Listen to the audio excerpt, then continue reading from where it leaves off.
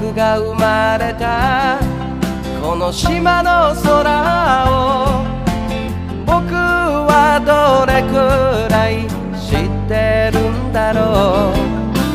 輝く星も流れる雲も名前を聞かれてもわからない。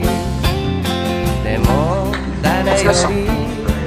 誰よりも知っている。悲しい時も嬉しい時も何度も見上げていたこの空を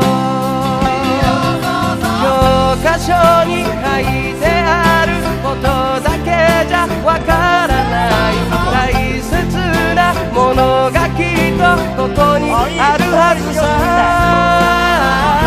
それが四万十の宝。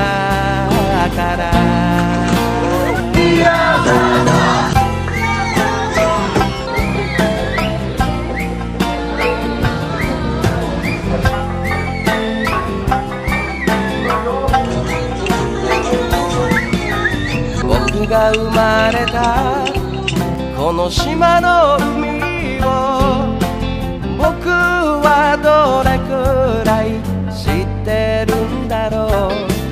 汚れてくサンゴも減ってゆく魚もどうしたらいいのかわからない。でも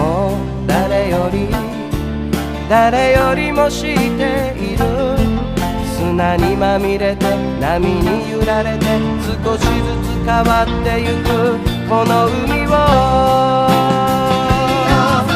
テレビでは映せないラジオでも流せない大切なものがきっとここにあるはずさ。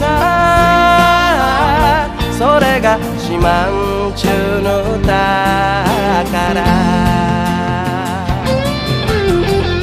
着きましたね。